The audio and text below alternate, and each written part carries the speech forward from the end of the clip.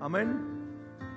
Me alegra verlos a todos. Bendito sea el Señor que podamos compartir en esta mañana. Y hoy quiero ir al cuarto mensaje de la serie que comenzamos hace unas semanas atrás, titulada Los 5 pilares de la fe, o como se conoce desde los días de la Reforma, las 5 solas, el rescate de la Reforma de 5 verdades del Evangelio que son tan antiguas como la iglesia de Israel, cuando la iglesia en Jerusalén. Cuando nace la iglesia en Pentecostés, estas 5 verdades se afirmaron en la iglesia. ¿Cuáles son esas 5 verdades? A ver si recuerdan lo que he venido hablando. La primera que hablé fue solo la Escritura, solo la palabra, ¿verdad?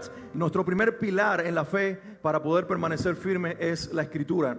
Es la revelación absoluta de Dios, la palabra profética más segura que el Señor nos ha dado a cada uno de nosotros. Lo segundo que hablamos de Cristo. Ahí está Leiby ayudándome, orden, ahí una mente bien ordenada. Lo segundo que hablamos es solo Cristo.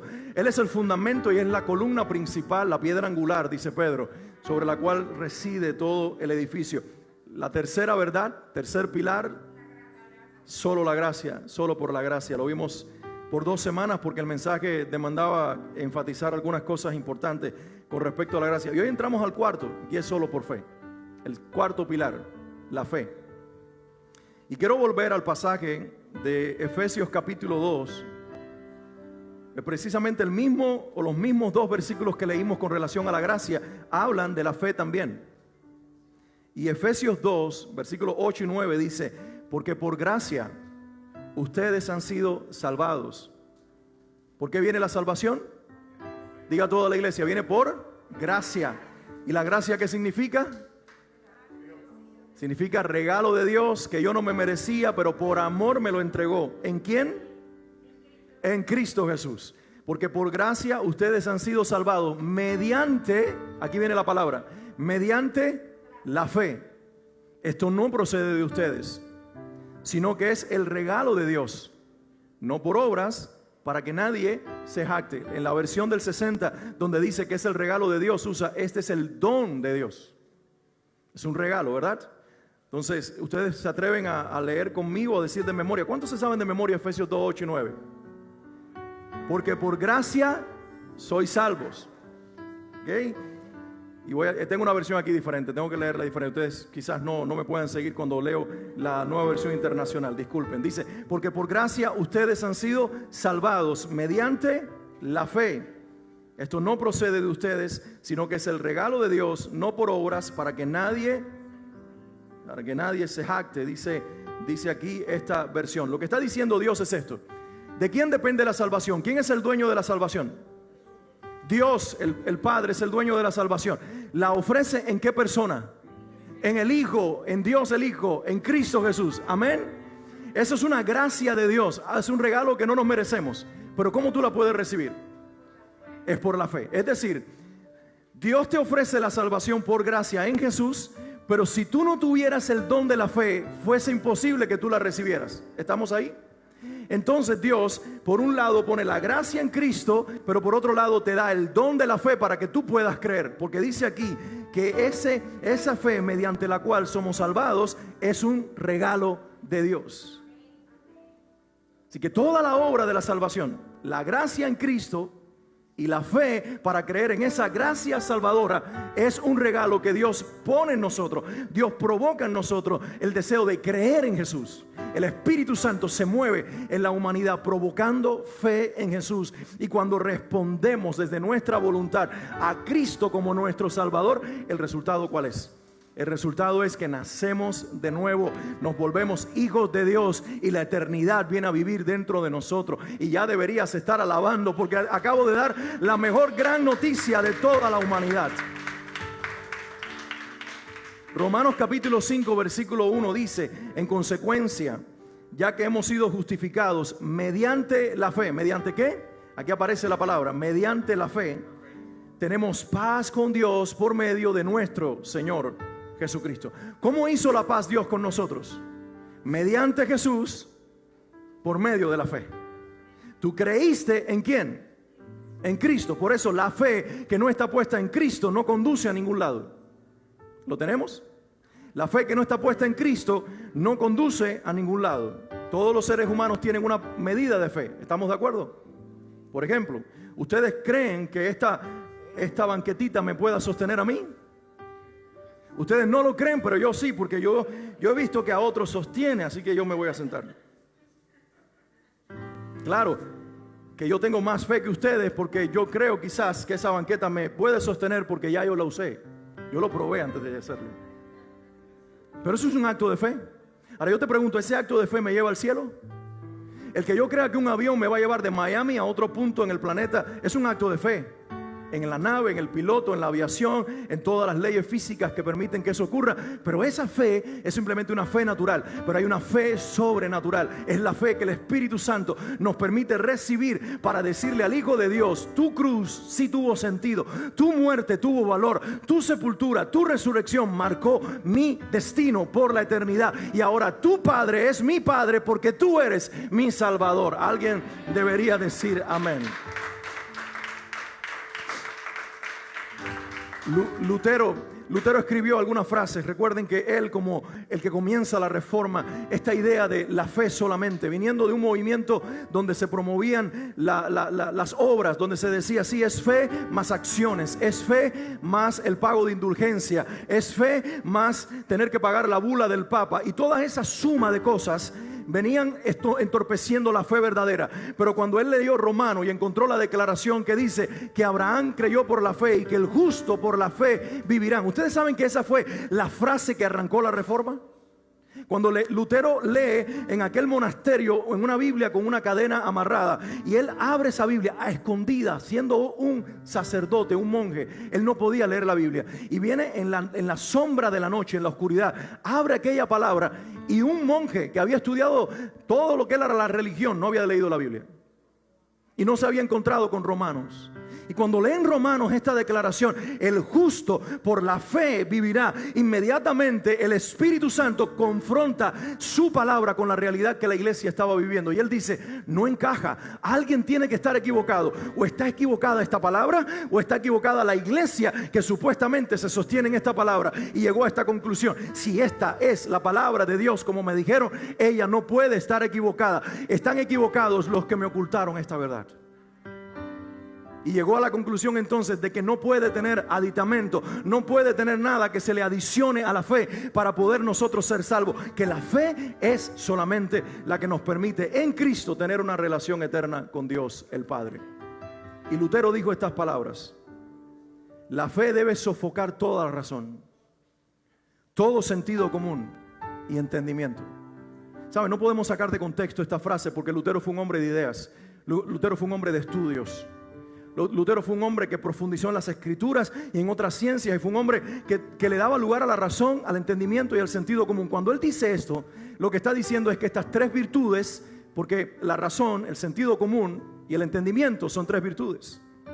Entonces lo que él está diciendo: pero cuando estas virtudes interrumpan la fe en Jesús y la lógica y la razón, el sentido común, el entendimiento te digan: no es posible que tú puedas tener una relación eterna por la muerte de uno, eso es ilógico.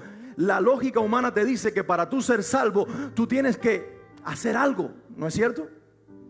Por eso la idea de las obras tiene tanto sentido. Porque nosotros siempre queremos pagar algo. Si no, miren la relación entre favor y respuesta. Si alguien te hace un favor, ¿qué tú le dices? Gracias. Pero después dice: yo estoy agradecido con esta persona y cuando necesite de mí, yo le voy a pagar el favor.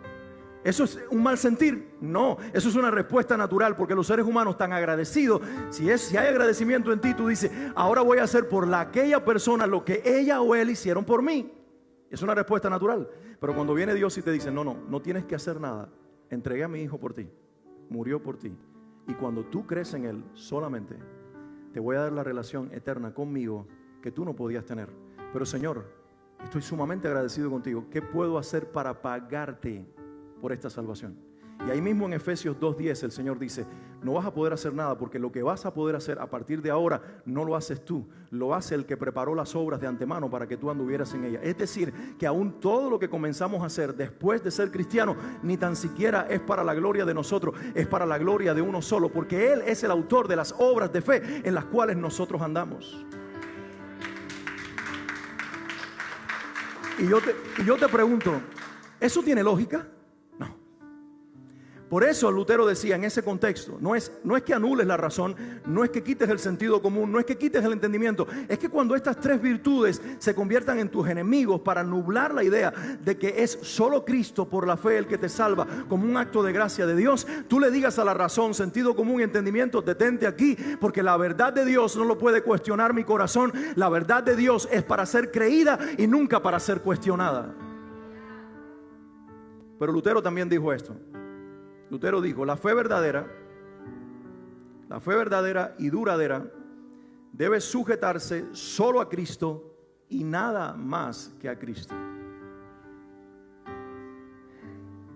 Y hay aquí una palabrita que me llama mucho la atención. Él dice, la fe, él usa dos adjetivos para la fe. Dice, la fe es duradera, pero anteriormente dice, la fe es verdadera. Y la fe que es verdadera es la que solo en Cristo y nada más que en Él se sostiene. Y cuando yo veo este adjetivo, yo digo, ¿qué necesidad tenía este hombre? ¿Y qué necesidad tenemos los que enseñamos la palabra de enfatizar en una fe verdadera? Porque cuando uno tiene que hablar de lo verdadero es porque existe lo falso. Y cuando Lutero dice la fe verdadera se sujeta solo en Cristo y nada más que en Él, es porque este hombre de Dios, como todos los que tenemos una relación con el Señor, sabemos que hay una clase de fe que no es verdadera. Y creo que la mejor manera de entender esto es leyendo al propio Jesús, en lo que Mateo 13 llama la parábola del sembrador. ¿Ya habían leído antes esta parábola? Se las voy a leer un momentito. Mateo 13 del 1 al 9 dice, ese mismo día salió Jesús de la casa y se sentó junto al lago. Era tal la multitud que se reunió para verlo, que él tuvo que subir una barca donde se sentó mientras toda la gente estaba de pie en la orilla. Y les dijo en parábolas muchas cosas como estas. Un sembrador salió a sembrar. Y mientras iba esparciendo la semilla, una parte cayó junto al camino y llegaron los pájaros y se la comieron. Otra parte cayó en terreno pedregoso, sin mucha tierra. Esa semilla brotó pronto porque la tierra no era profunda. Pero cuando salió el sol, las plantas se marchitaron y por no tener raíz, se secaron. Otra parte de la semilla cayó entre espinos que al crecer la ahogaron. Pero las otras semillas cayeron en buen terreno, en el que se dio una cosecha que rindió 30, 60 y hasta 100 veces más de lo que se había sembrado. El que tenga oídos, que oiga. Y si leyéramos hasta aquí, nos quedaríamos como se quedaron los discípulos y toda la gente que estaba allí. Pero cuando ellos tuvieron una oportunidad, se apartaron con Jesús y le dijeron, maestro, no estamos entendiendo lo que tú estás diciendo. Y Jesús dijo, es que estoy hablando por parábolas, para que el que oiga no entienda. Pero como ustedes son distintos y ustedes son míos, y ustedes son mis discípulos, yo les voy a explicar a ustedes en privado lo que no expliqué en público. Y nosotros tenemos la bendición de que Mateo estuviera allí. Y Mateo ahora nos cuenta lo que significa cada elemento en esa parábola, la semilla y los terrenos. Y dice Mateo 13, los versículos 18 en adelante, dice, escuchen lo que significa la parábola del sembrador. Cuando alguien oye la palabra acerca del reino y no la entiende, alguien diga conmigo, no la entiende, viene el maligno y arrebata lo que se sembró en su corazón. Esta es la semilla sembrada junto al camino. El que recibió la semilla que cayó en terreno pedregoso es el que oye la palabra e inmediatamente la recibe con alegría. ¿Notas la diferencia? El primero no la recibió para nada, pero el segundo la recibió y la recibió con alegría. ¿Cuántos dicen amén a eso? I got you. Porque dice el versículo 21, pero, por eso hay que esperar para decir amén. Pero, como no tiene raíz, duró poco tiempo. Cuando surgen problemas o persecución a causa de la palabra, enseguida se apartan de ella. El que recibió la semilla que cayó entre espinos es el que oye la palabra, pero los afanes de esta vida y el engaño de las riquezas la ahogan, de modo que ésta no llega a dar fruto. Pero el que recibió la semilla que cayó en buen terreno es el que oye la palabra y la entiende. Este sí produce una cosecha al 30, al 60 y hasta el 100 por uno. ¿Alguien puede bendecir la palabra de Dios diciendo amén a ella? En esta parábola Jesús presenta 4 tipos de personas, 4 categorías de personas. Yo quiero referirme a tres grupos de personas que son los tres finales o los tres últimos que él menciona en esta parábola. El primer grupo lo define rapidito: la semilla que cayó junto al camino. ¿A quién representa? Jesús, al explicar la parábola, dice: estos son los que no entendieron. Inmediatamente dijeron: no entiendo este evangelio, no entiendo esto. Ahí entran los ateos y entran los agnósticos, los que dicen: no tengo Dios, ni creo en Él, ni existe. Y los agnósticos: si existe no me interesa, quiero vivir al margen de Él. Ellos no entienden abiertamente el evangelio. Y dice la Biblia que a estos, cuando tú les predicas, el maligno inmediatamente les roba la semilla, porque no entienden, tienen el entendimiento cerrado. Pero luego hay tres grupos, tres terrenos. Entienden que aquí, cuando habla de terreno, representa personas. ¿Estamos de acuerdo? Jesús usa una imagen, y la parábola tiene que ver con eso. Usa una imagen de la agricultura, de la creación, para luego hablar de un mensaje de carácter espiritual. Y los terrenos representan personas. Estos tres últimos terrenos nos representan a ti y a mí. Y hoy vamos a encontrar a cuál pertenecemos. Y él habla en los dos primeros de dos clases de fe que parece verdadera, pero que resulta ser falsa. Entonces, en esta parábola hay tres respuestas de fe a la semilla del evangelio. ¿Estamos de acuerdo? El primer grupo dice: no entiendo y no creo. Pero los tres grupos restantes, ellos dicen: yo entiendo lo que estoy escuchando. ¿Ustedes se dieron cuenta? Hay un denominador común entre estos tres grupos, y dice: ellos recibieron la palabra. ¿Ustedes escucharon eso? Pero sin embargo, los dos primeros, el terreno pedregoso y el terreno entre espinas, recibieron la palabra, pero luego resulta que eran falsos. ¿Por qué? ¿Por qué eran falsos? Vamos a echarles un vistazo. Primero, la semilla en terreno pedregoso. ¿Qué características tiene? Mira lo que Jesús mencionó como la semilla en terreno pedregoso. Dice: tenía un poco de tierra, pero estaba cubierta por piedra. La semilla cayó y, como no tenía mucha profundidad, inmediatamente germinó. Y dice la palabra, describiendo a esta semilla, dice el Señor, que al caer la semilla, estos son los que reciben el mensaje del evangelio y lo entienden. Diga alguien conmigo: lo entienden. Ellos sí entienden el mensaje, y además de entenderlo, lo reciben con alegría. Hay algo importante aquí, porque son de ese tipo de personas que cuando ven al evangelio y hoy dicen: creo en Jesús, tú mañana los ves en el servicio, y si tú les dices: nos vamos a reunir a las 3 de la mañana del domingo, ellos dicen: ahí estoy, pastor. Y tú dices: qué alegría, qué gozo. Y tú los ves alabando aquí, y tienen así la cajeta de dientes afuera, las manos afuera, y tú dices: yo quisiera tener el gozo de esta persona. ¿Alguna vez has sentido el reto? No voy a decir la envidia, porque eso no es un sentimiento cristiano, pero ¿te has sentido retado por la alegría de una persona que está a tu lado? No estoy diciendo que eso sea malo. No, todavía no lleguemos a juzgar esto. Estoy diciendo que no siempre la alegría de alguien que responde a la fe es necesariamente una demostración de que ha nacido de nuevo y tiene una relación eterna con el Señor. Porque dice Jesús aquí que recibieron con alegría la palabra, pero luego dice: pero no tenían raíces profundas. ¿Qué contraste? Había gozo, pero no había raíces. Y el gozo, como no tenían raíces profundas y eran raíces superficiales, el gozo iba a durar hasta cierta situación en su vida. Y dice Jesús: cuando llegan las persecuciones y cuando llegan las pruebas, se muere la semilla, porque no tenían raíces profundas. ¿Hasta dónde les llega el gozo a esta clase de creyentes? Hasta que llegue el problema. Para resumir, prueba y persecución. Y la vida cristiana está llena de pruebas y persecuciones. Jesús dijo: en el mundo tendrán aflicciones, pero confíen que yo he vencido al mundo. Esta palabra no aplica para aquellos que cuando viene el problema dicen: no, esto no es para mí, porque yo vine a Cristo, porque el predicador me dijo: si vienes a Jesús, tus problemas se terminarán. Ese es el error muchas veces de los que predicamos la palabra. No deberíamos decir eso, porque cuando tú vienes a Jesús, el infierno viene en contra tuya y posiblemente en lugar de disminuir, aumentan. Pero lo que resulta es que si tú estás en Cristo, en lugar de las pruebas y las persecuciones destruirte, te procesan y te llevan a un nivel de fe mayor que en el que estabas.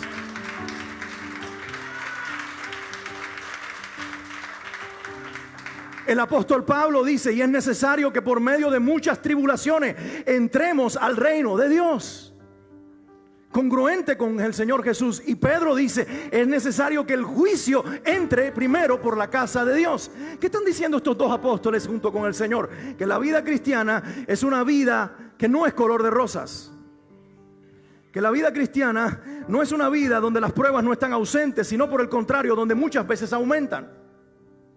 Ustedes que me están viendo a través de la pantalla y que están aquí, bienvenidos a la realidad. No queremos predicarte un evangelio falso. No queremos predicarte un evangelio donde las pruebas no van a ser parte de tu vida, sino que donde la prueba venga va a ser el método que Dios va a usar posiblemente para formar a su Hijo en ti. De modo que si alguno está en Cristo, nueva criatura es. Las cosas viejas pasaron y aquí todas son hechas nuevas. Y tú dices, uy, se acabó todo lo que se terminó fue tu vida donde tú eras el dueño, donde tú eras la dueña. Pero lo que ahora tú tienes es una vida donde tú dependes del Señor. Y en lo nuevo de Dios no están ausentes los problemas, porque los problemas se terminarán cuando despertemos en la gloria de Dios. Pero mientras tanto, esa no es la realidad. Por eso un movimiento de fe extremo que te dice que con solo decirlo sucederá, es mentira. Pastor, ¿tú no crees en hablar la palabra? Sí, en hablar la palabra, pero no hablar lo que dice mi corazón. Porque mi corazón puede estar hablando de una situación específica contrario a lo que Dios está diciendo. Porque Dios quiere usar esa situación que aparentemente es mala para formar algo bueno. Pero estos son los que creen con alegría, pero luego mueren porque no tienen raíz. Y luego hay un segundo ejemplo de una fe falsa. Por eso Lutero decía que es la fe verdadera la que pone su confianza solo en Jesús, porque estos aparentemente tenían puesta su fe en Jesús, pero en realidad el Jesús de ellos era un Jesús resuelve problemas. Y cuando llegó el problema, el Jesús de ellos no le funcionó porque era un Jesús falso. Y el segundo grupo no tiene este problema, pero tiene otro problema. El segundo grupo es aquel que tiene espinos, es el terreno espinoso. Dice, la semilla cayó y la semilla germinó aparentemente, pero dice, estos se consumen porque los afanes de este mundo o la ansiedad por los asuntos de dinero y también el engaño de las riquezas se los va a consumir. ¿Con qué motivación viene esta gente a Cristo? Vienen con la motivación de que, bueno, ahora estoy en Jesús, ahora sí voy a prosperar. Ahora sí me va a ir bien financieramente. Ahora sí todo lo que yo emprenda, negocios, trabajo, todo me va a ir bien. Y dice la palabra del Señor que estos son aquellos que terminan siendo consumidos por los afanes. Llega un momento en que te dice, no tengo tiempo para ir a la iglesia. No tengo tiempo para estar en un grupo pequeño. Si tú supieras todo lo que tengo que hacer. Es más, hermano, la Biblia acaso no dice, Dios no dice en su palabra, ayúdate que yo te ayudaré. Por si acaso eres de los que decía eso no está en la Biblia. Pero algunos que son tan conocedores de la Biblia te dicen, la Biblia dice, ayúdate que yo te ayudaré, tengo que trabajar. Yo entiendo que tengas que trabajar, pero hay gente que convierte el trabajo, el negocio, los asuntos financieros en el centro de su vida. Y tengo una noticia para ti, no hay negocio, no hay trabajo, no hay nada sobre la vida que pueda darte el gozo que te puede producir una persona que se llama Jesús, que en las buenas y en las malas está contigo y en todas ellas te llena de su presencia.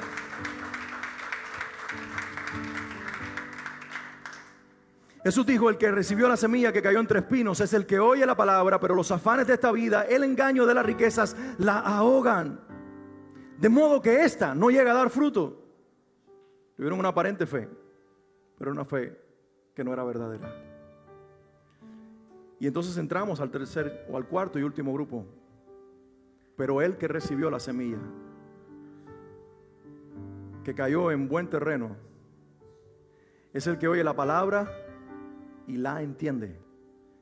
Y este sí produce una cosecha al 30, al 60 y hasta el 100 por uno. ¿Cómo se le llama al último terreno donde cayó la semilla? El buen terreno. Y puede ser que nosotros nos confundamos porque decimos, es que los que se van a salvar, se salva porque son buenos. ¿Es eso lo que está diciendo ahí? No, estos son tan malos, tan pecadores como los demás. Estos no merecían la salvación por gracia como el resto. Estos son tan perdidos como los incrédulos ateos. Estos son tan perdidos como los que ponen falsa motivación y tienen falsa motivación para buscar a Jesús. Estos tienen el corazón tan torcido como todos los demás. Entonces, ¿qué los hace buena tierra? Que cuando ellos escuchan el evangelio, ellos no vienen a Jesús como si Él fuera a resolverle todos los problemas. Ellos no vienen a Jesús buscando prosperidad material. Ellos vienen a Jesús porque quieren a Jesús. ¿Tú notas la diferencia?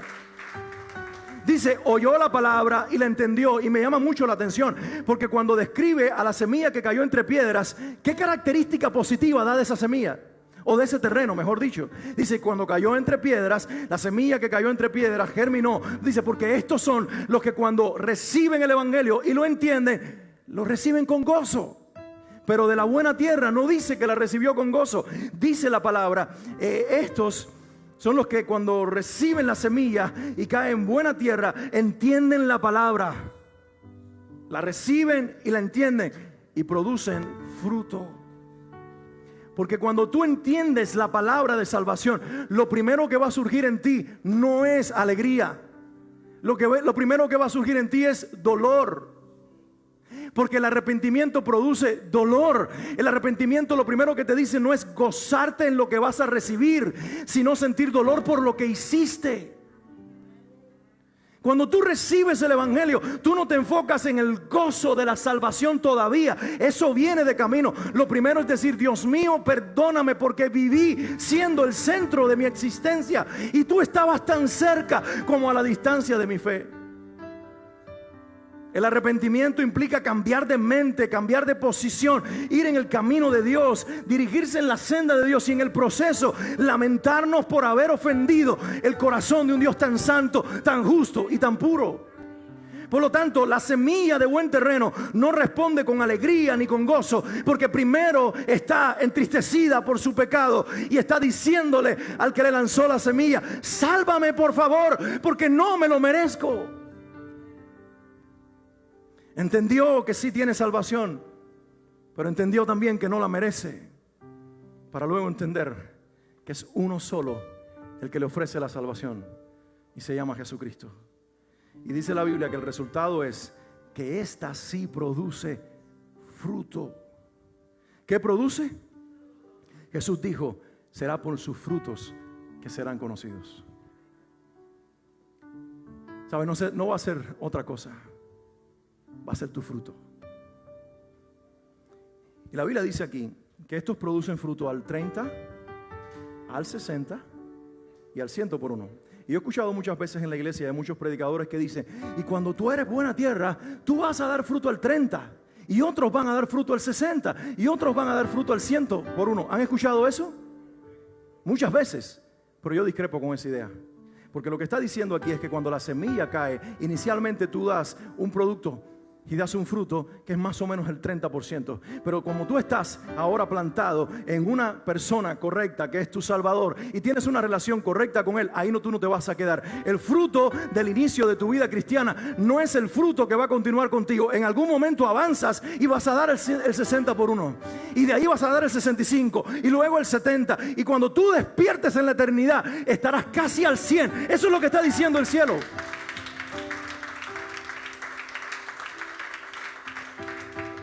Alex, ¿estás promoviendo una doctrina de perfección humana? No, estoy promoviendo la obra de gracia del Espíritu Santo que Pablo menciona en Filipenses 1:6, que dice, estoy persuadido, yo no lo veía así, pero me persuadió el Espíritu Santo que aquel que comenzó en ustedes esa buena obra la va a ir perfeccionando todos los días hasta el día del Señor Jesucristo. Esta es una obra de gracia, es una obra que da fruto, y esto es un fruto que va en aumento y que va en aumento. Llega un día en el cual ya tú no eres más como eras, pero hoy tampoco serás como serás mañana, porque Dios te está perfeccionando y las basuras de hoy serán sepultadas hoy en la medida que tú dependas de Él, te agarres de Él y vivas para Él.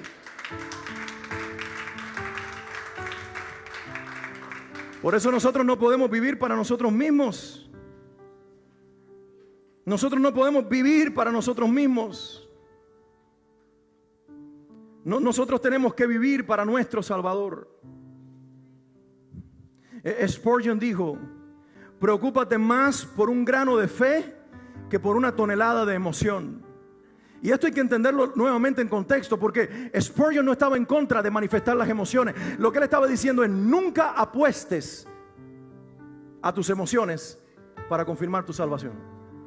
No. Tú tienes que creer de corazón y ver los frutos de esa salvación para luego entender que ese es el testimonio del Espíritu de que Él está trabajando dentro de ti. ¿Por qué soy cristiano? Porque cada vez que entro a la iglesia se me erizan los pelos. Eso le pasa al cristiano y al no cristiano. ¿Por qué soy cristiano? Porque cuando entro aquí experimento una paz espectacular. Eso le pasa al que es y al que no es. ¿Por qué soy cristiano? Porque me produce una alegría estar entre ustedes. Ya vimos que hay gente con fe falsa que está llena de alegría temporal hasta que lo visita la prueba. Entonces yo no puedo apostarle a la emoción para que entonces esta valide mi fe. Yo tengo que apostarle a la fe que da fruto para que entonces esta valide lo que yo estoy sintiendo. Entonces nosotros no sacamos de la ecuación las emociones. No es lo que Spurgeon está diciendo, sino que nuestra fe no depende de lo que yo siento. Yo soy salvo porque hoy sentí tan lindo, pero mañana no sientes igual. Y no te estoy juzgando, porque es que no sentimos nunca igual los que somos cristianos. ¿No es verdad que lo que se siente aquí ahora no se siente mañana lunes? ¿Somos honestos? Pero como tú estás en Cristo, no importa lo que tú sientes, tu relación con Él permanece intacta, porque no está sostenida en el momento glorioso delante de la presencia de Dios como iglesia que tiene su lugar, sino que se sostiene en que yo sé quién soy en Cristo Jesús. Y cuando dudo, el Espíritu Santo me dice, ahí está el fruto de mi obra dentro de ti, que es arrepentimiento, que es transformación y que es el deseo de vivir para la gloria de tu Padre. Esa es la voz de Dios diciéndote, has sido salvo, has sido salva en el nombre de Jesús. Por eso Juan el Bautista a su multitud que estaba allí junto al Jordán les decía, den frutos dignos de arrepentimiento. Lo escuchaban predicar y le decían, ¿qué podemos hacer para recibir a tu Mesías que viene de camino? Y él les decía, si tú eres un soldado que está extorsionando y robándole a la gente, no lo hagas más. Ese es tu fruto de arrepentimiento. Si tú eres un cobrador dispuesto que está cobrando impuestos extras, para de hacerlo y de enriquecerte a costilla de los demás. Y ese va a ser tu fruto de arrepentimiento. Si tú eres un mentiroso, para de mentir. Y ese va a ser tu fruto de arrepentimiento. Y tú dices, oh no, pero ese es un evangelio de reformas morales y que depende de lo que el hombre haga. No entendiste a Juan el Bautista. Porque esto es lo que Juan estaba diciendo. Intenta dejar de mentir por cuenta propia. Que si no naciste de nuevo, de aquí a un mes, si te dura mucho, volverás a mentir.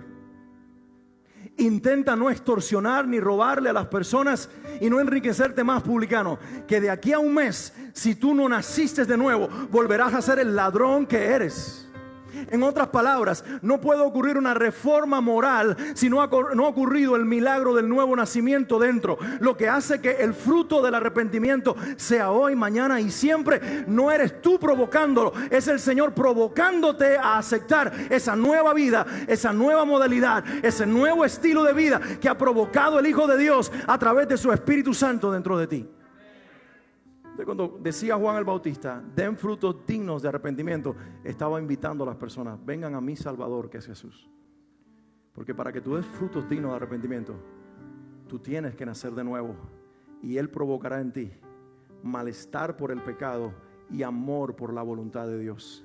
Y eso, mis queridos hermanos, es el testimonio del Espíritu de que hemos nacido de Dios por la fe. ¿Y por qué explico esto? Y con esto quiero cerrar. Porque a veces decimos solo por fe, pues no tiene que haber obras. Y es ahí donde Santiago, el hermano del Señor, entra y dice, no. Tú muéstrame tu fe sin tus obras, que yo te mostraré mi fe por las obras. Porque serán tus obras y mis obras las que testifiquen quién gobierna nuestras vidas. La congruencia de una vida dando fruto para Dios demuestra que hay alguien gobernando esa vida que se llama el Espíritu Santo. Cuando tú encuentres hipocresía en la iglesia, hipocresía no es el ser humano que comete errores, no. Hipocresía es cuando alguien hace algo en público y tú sabes que en casa es todo lo contrario. Es porque esa persona no ha nacido de nuevo. No seas tan tajante, Alex. Todos nos podemos equivocar, sí. Los hijos de Dios nos equivocamos, pero inmediatamente el Espíritu Santo te dice, pide perdón, reconoce, cambia tu postura, hazlo diferente, hazlo a mi manera. Pero si alguien en la casa, en el trabajo, permanentemente es todo lo contrario a lo que es en la iglesia, invito, si me están viendo a través de la cámara, si están aquí, hoy es tu día para nacer de nuevo. Hoy es tu día para invitar a Jesús. Ven a ser el Señor de mi vida. Te entrego mi voluntad y te entrego mi carácter. Ven a transformarme, porque he vivido una vida de fe hipócrita que se sostiene en mis acciones morales, y he entendido que no puedo provocar reformas si no son provocadas desde el Espíritu en mi vida. Hoy me rindo a ti. Hoy tomo al Salvador y hoy le doy lugar al Espíritu Santo para que produzca los frutos dignos de arrepentimiento, que son solo por la fe y son solo para fe.